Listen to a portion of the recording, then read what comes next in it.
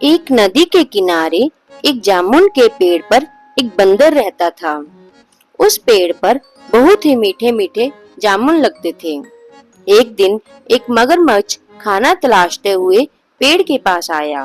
बंदर ने उससे पूछा तो उसने अपने आने की वजह बताई।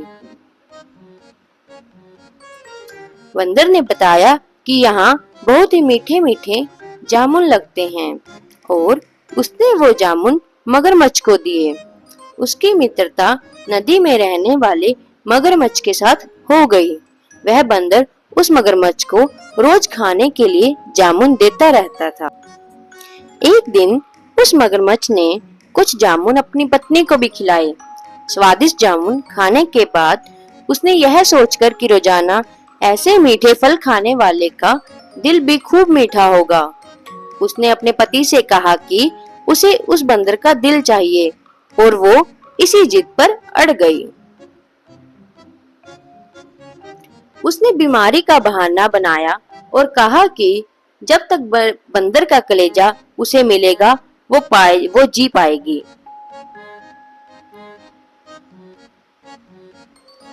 पत्नी की जिद से मजबूर हुए मगरमच्छ ने एक चाल चली और बंदर से कहा कि उसकी भाभी उससे मिलना चाहती है।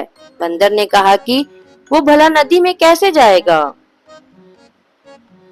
मगरमच्छ ने एक उपाय सुझाया कि वह उसकी पीठ पर बैठ जाए ताकि सुरक्षित उसके घर पहुंच जाए। बंदर भी अपने मित्र की बात का भरोसा कर पेड़ से नदी में कूदा और उसकी पीठ पर सवार हो गया। जब वे नदी के बीचों बीच पहुंचे, मगर ने सोचा कि अब बंदर को सही बात बताने में कोई हानि नहीं और उसने भेद खोल दिया कि उसकी पत्नी उसका दिल खाना चाहती है। बंदर का दिल टूट गया।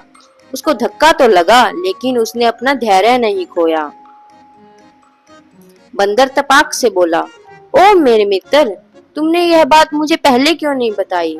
क्योंकि मैंने तो अपना दिल जामुन के पेड़ में संभाल कर रखा है।